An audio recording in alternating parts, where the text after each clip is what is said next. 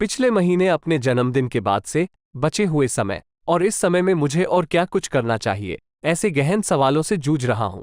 कहते हैं कि उम्र के साथ समय तेजी से गुजरता है, इसलिए मैंने टाइम पास के लिए सिनेमा का सहारा लिया। सिवाय इसके कि इस फिल्म ने मुझे उत्तर देने के बजाय एक और बड़ा अस्तित्व संबंधी सवाल दे दिया। और बात यह है कि इस फिल्म के अभिनेता देव आनंद का 100वां जन्मदिन था। गाइड को 1965 में रिलीज किया गया था, जिससे ये लगभग 60 साल पुरानी हो गई है। फिर भी वो थिएटर पूरी तरह से भरा हुआ था, और यह बस बुजुर्ग ही नहीं थे जो पुराने दिनों को फिर से जीने के लिए उत्सुक थे। वहां बहुत सारे युवा भी थे।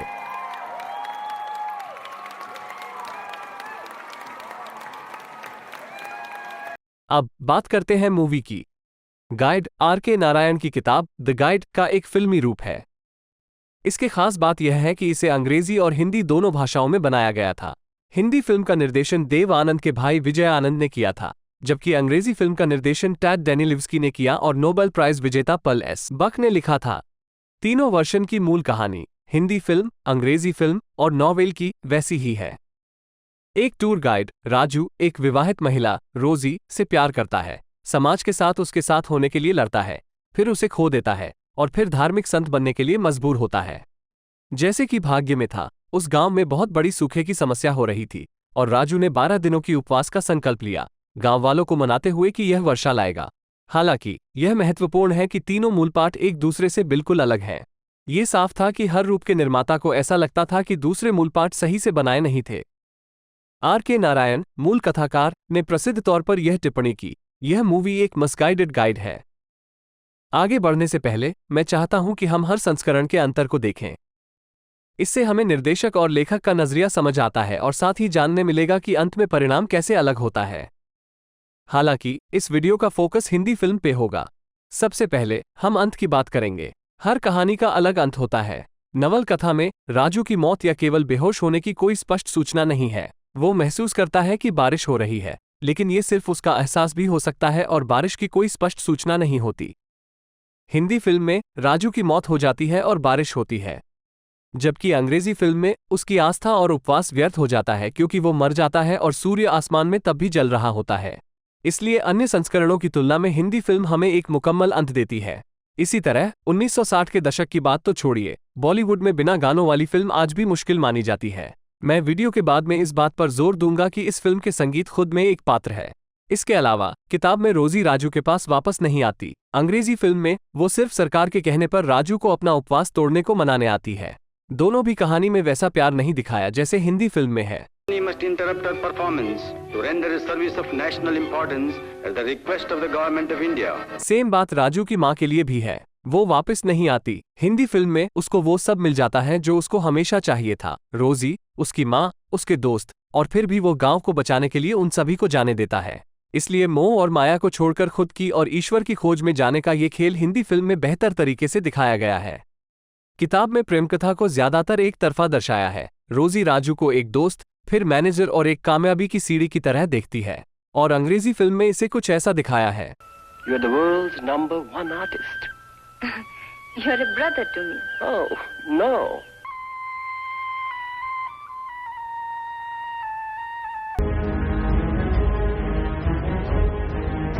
हिंदी फिल्म में दोनों में एक समान प्यार का रिश्ता दिखाया है। प्यार, धोखा, जलन और ऊब जाना, इन सभी को बेहतर रूप से दर्शाया गया है। इसके बावजूद नवलकथा को आज भी एक उत्कृष्ट कृति माना जाता है और इसने साहित्य अकादमी पुरस्कार भी जीता है। खैर, अब जब हम जान चुके कि कैसे हर वर्जन अलग है, तो आइए फिल्म यानी हिंदी फिल्म को गहराई से जानें। हम इसकी सूक्ष्म कथा, शानदार संगीत, सांस्कृतिक और सामाजिक प्रभाव की जांच करेंगे। आइए देखते हैं कि गाइड को सबसे महान फिल्मों में से एक क्यों माना जाता है। फिल्म की शुरुआत होती है हीरो के जेल से छूटने पर। बाहर आकर वो अपने गांव नहीं जाना चाहता, बल्कि वो भटकता है। हाल ही में इम्तियाज अली ने हैरी मेट सेजल में फिर से एक खोए हुए टूर गाइड का मोटिव प्रयास किया और सफर का ही था मैं सफर कर रहा। राजू गाइड की ओर वापस आते हैं। एस.डी. बर्मन का शानदार गीत सीधे हमसे सवाल करता है, यहां से कहा जाए, वहाँ कौन है तेरा मुसाफिर, जाएगा कहाँ। भटकते हुए, सवालों में उलझे हुए, राजू फिर एक बार वही बन जाता है जो वो हमेशा से था, एक गाइड, एक मार्गदर्शक। केवल इस बार वो आध्यात्मिक है, न कि यात्रियों के लिए। फिर फिल्म कुछ साल पहले जाती है, जब राजू एक चालाक टूर गाइड है। वो एक मामूली हीरो नहीं है, वो अपनी खुद की दोष और इच्छाओं से लड़ने वाला एक एंटी हीरो है। ये मुख्य पात्र का इस शानदार फिल्म की विशेषता है, जो घिसे पिटे कहानियों से हटकर ऑडियंस के लिए एक ताजगी लाता है। राजू के साथ ही हम रोजी से भी मिलते हैं, एक क्लासिकल डांसर जो मां को, एक आर्कियोलॉजिस्ट के साथ की गई शादी में फंसी है। रोजी, जिनका शानदार अभिनय वहीदा रहमान द्वारा किया गया है, वह एक ऐसा चरित्र है जो समाज की मान्यताओं और उम्मीदों पर सवाल उठाता है। उनकी कहानी में कला प्रेम, व्यक्तिगत आज़ादी और अपने दिल की सुनने की कीमत, इन चीज़ों के बारे में बताता है। राजू और रोजी की इस कहानी हमें प्यार, उम्मीद, धोखा और व्यक्तिगत सवालों के कई भावनाओं में ले जाती है। महान एस.डी. बर्मन द्वारा रचित गाइड के प्रतिष्ठित संगीत की चर्चा किए बिना इसके बारे में बात करना असंभव है। साउंड ट्रैक न केवल समय की कसौटी पर खरा उतरा है, बल्कि वर्षों से भारतीय संगीत इतिहास का एक अभिन्न अंग बन गया है। और मेरा मानना है कि फिल्म के गाने न सिर्फ कहानी कहने में मदद करते हैं, बल्कि अपने आप में एक चरित्र से भी अधिक हैं। और फिर है हीरालाल ने दर्शाया गया डांस सीक्वेंस। ये एक खूबसूरत कोरियोग्राफी का प्रतीक है। इन गानों से प्रभावित होने के लिए कुछ कहने की जरूरत नहीं पड़ती। जर्मन फिलोसोफर फ्रीडरिक नीचे ने एक बात कही थी, मैं सिर्फ उस ईश्वर में विश्वास करूंगा जो नृत्य कर सकता हो। डांस आज़ादी के सबसे सच्चे रूपों में से एक है, और जब रोजी डांस करती है तो यह उसके द्वारा आज़ादी पाने की एक छोटी कोशिश होती है, न केवल अपने विवाह और समाज से, बल्कि अपने आप से भी। और जब उसका राजू के साथ संबंध खराब हो जाता है, तब वो अपने डांस का आनंद भी नहीं उठा सकती। उसके काम या जीवन में और कोई खुशी नहीं दिखती। उनके रिश्ते के बारे में और भी अधिक बातें आगे करेंगे। राजू के लिए रोजी वह नृत्य देवी है जिसे वो पूजता है, और वो उसके धन और प्रसिद्धि का साधन भी है। गीतों के गहरे बोल, उनके टाइमिंग, ध्यान दे कि सया बैमान के बिल्कुल बाद आता है आइकॉनिक क्या से क्या हो गया बेवफा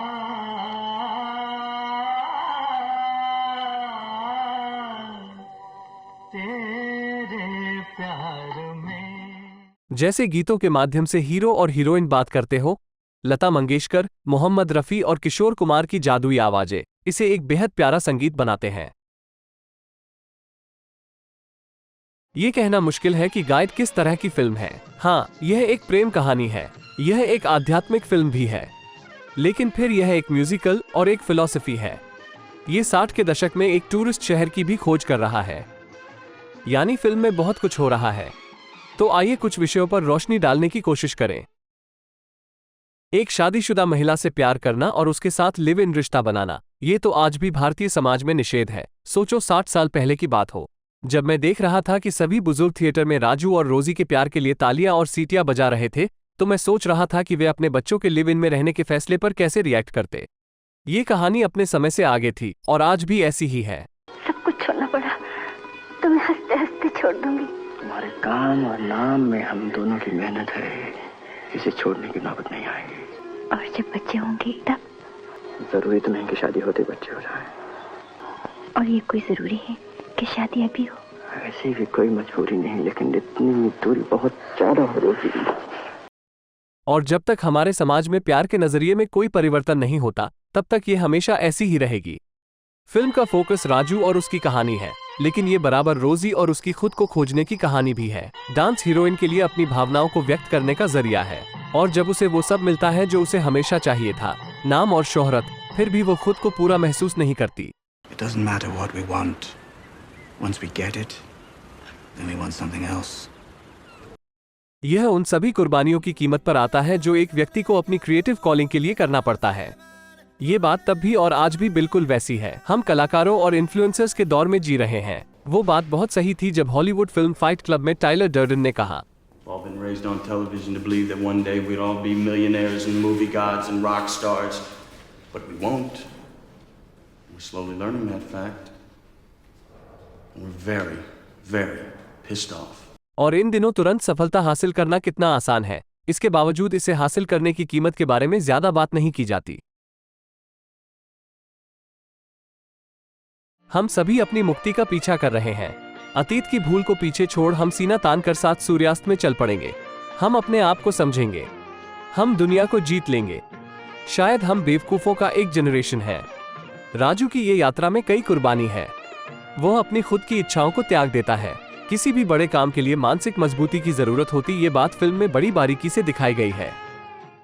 राजू और रोजी दोनों अपनी पहचान और अस्तित्व के सवालों में उलझते हैं। और बड़ा सवाल यह है कि एक साथ रहकर और सफलता चखने के बावजूद राजू और खासकर रोजी का प्यार क्यों खत्म हो जाता है। मेरे दोस्त का कहना है कि क्योंकि राजू आखिरकार मार्को की तरह बन जाता है। जब शुरुआत में वो रोजी से मिला तब वो जो आकर्षक गाइड था वो वैसे नहीं रहता और उस राजू के बिना रोजी भी खो जाती है। जब राजू रिहा होता है तब भी वो खोई हुई सी लगती है। अपना अगला कदम समझने की कोशिश करती हैं और जेल में राजू को यह एहसास होता है कि उसके लिए कोई वापसी नहीं रही। हाँ, मुझे तो नए सिरे से ही शुरू करना होगा। पूरे कहानी में वो उसकी माँ, चाचा, पड़ोसी, दोस्त सबसे लड़ता है। अपने अहंकार की खातिर रोजी से भी लड़ जाता है, लेकिन अंत में वो उन सभी को माफ कर देता है, उन सभी को गले लगाता है और खुद की खोज में आगे बढ़ता है। इससे राजू का किरदार पूरा होता है, आत्मलीन होने से लेकर स्वयं आत्मा के साथ एक होने तक। इस फिल्म ने हमारे समाज पे एक बहुत बड़ी छाप छोड़ी। 1965 में इस फिल्म ने बॉलीवुड की छवि ही बदल दी थी। कई मायनों में राजू भगवान कृष्ण की छाप है। वो एक टूर गाइड है जो अक्सर अपने दोस्त गफूर की कार में घूमता है।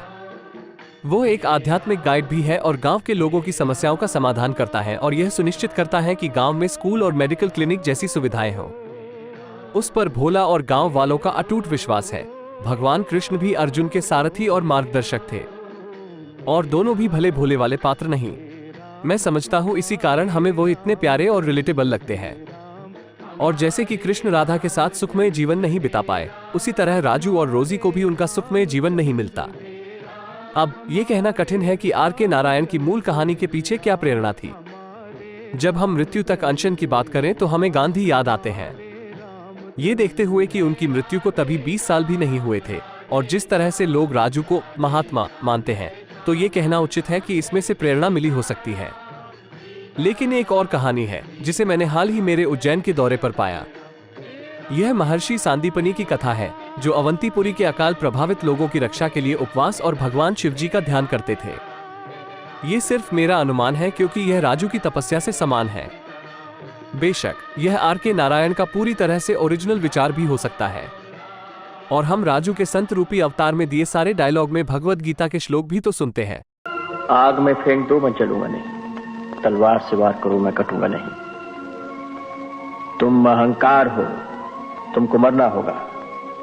मैं आत्मा हूं, अमर हूं। लगता है आज हर इच्छा पूरी होगी, पर मजा देखो, आज कोई इच्छा ही नहीं रही। जब राजू अपने उपवास के लिए प्रसिद्ध हो जाते हैं और देश विदेश के लोग उन्हें देखने आते हैं, वो भगवान कृष्ण का विश्वरूप अवतार है। स्त्रियों के लिए नृत्य जैसे पाप था, पुरुषों के लिए भी। राजू रोजी को इस सामाजिक नियम के खिलाफ लड़ने के लिए प्रेरित करता है। वो चाहता है कि रोजी अपने दिल खोलकर पूरी तरह से डांस करे। और जैसा पहले मैंने बताया था एक्स्ट्रा मैरिटल अफेयर के बारे में, एक और विषय जो सभी शानदार विषयों के बीच छिपा हुआ है वो है एक मर्द का एक औरत के पैसों पे जीना। राजू एक बेबाक आत्मनिर्भर आदमी है, अन्यथा वह एक शादीशुदा डांसर को अपने घर नहीं ले आता। लेकिन जब रोजी एक फेमस डांसर बन जाती है तो एक सीन है जहां वो राजू पर आरोप लगाती है। जब वो कहता था आदमी को औरत की कमाई पे नहीं रहना चाहिए, तो तुम्हें गलत फहमी है कि मैं तुम्हारी कमाई पर रहता हूँ। और तुम भूल गई हो कि मैं वो सीढ़ी हूँ जिसका सहारा लेकर तुम ऊपर पहुंची हो। भूल गई हो कि तुम्हारी कमाई की एक एक पाई मेरी मेहनत का नतीजा है। तुम डांसर थी पहले भी, लेकिन दौलतमंद हो मेरी वजह से। हाँ राजू, मैंने कब इनकार किया। इसलिए ही राजू मार्को के प्रति बढ़ती जलन महसूस करने लगता है। बिल्कुल, यह विषय बाद में कई फिल्मों में इस्तेमाल किया गया है। स्वामी पूर्णमिदः पूर्णमिदम् पूर्णात् पूर्णमुदच्यते पूर्णस्य पूर्णमेवाय पूर्णमेवावशिष्यते। जरा इस श्लोक का अर्थ तो करके बतलाओ। क्यों नहीं समझे? अरे समझेगा कैसे? संस्कृत आती हो तब ना। क्या बात? Don't laugh like two big fools. You're a couple of crackpots, and for generations you've been fooling these innocent people. And it's about time you put a stop to this. नहीं समझे पंडित जी? राम शास्त्री जी? नहीं, कैसे समझे, अंग्रेजी आती हो तब ना। आज के समय में ये सीन निश्चित रूप से बॉयकॉट हैशटैग का शिकार हुआ होता। अब आपके पॉलिटिकल आइडियोलॉजी की परवाह किए बिना मेरी बात सुने। ये 60 के दशक का एक विशिष्ट भारतीय गांव है। हमने आजादी के 20 साल भी नहीं मनाए थे। सरपंच, शास्त्री और पंडित गांवों के न्यायपालिका, प्रशासनिक और शासक प्रमुख थे। उनका निर्णय ही हमेशा अंतिम था। आज किसी धार्मिक स्थल पर जाएं तो वहां अलग नियम होते हैं वीआईपी और सामान्य लोगों के लिए। इसलिए जब दो पंडित देखते हैं कि गांव के लोग राजू के चारों ओर इकट्ठा हैं, तो वे इसे अपने व्यापार के लिए खतरा समझते हैं। शहर में एक नया गुंडा आया है, हमें उसको हटाना होगा। जहां तक राजू की बात है, उसने अपने परिवार, दोस्तों और प्यार को छोड़ दिया है।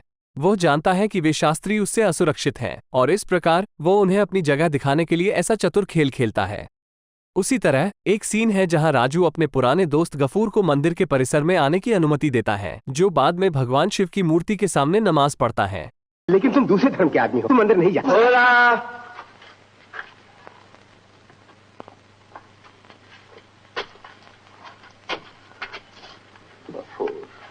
राजू, राजू।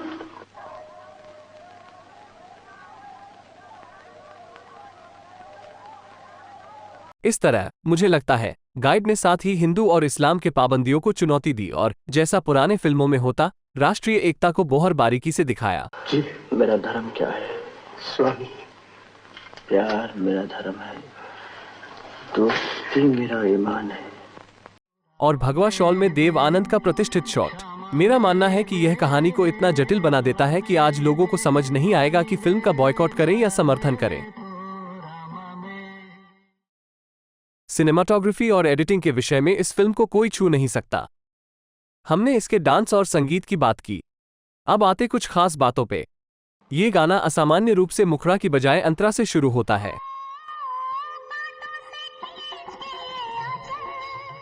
रोजी घड़ा तोड़ती है, जो कि दर्शाता है उसकी शादी, और खुद को जिंदा घोषित करती है। गाने से पहले वो घुंघरू वाले को टिप देती है, मानो वो मार्को से अपनी आजादी को खरीद रही हो। आज मेरे लिए अनमोल है। देव आनंद जब वहीदा रहमान के जूते उठाते हैं और वो खुशी खुशी डांस करती है, ऐसा कितनी बार देखा है।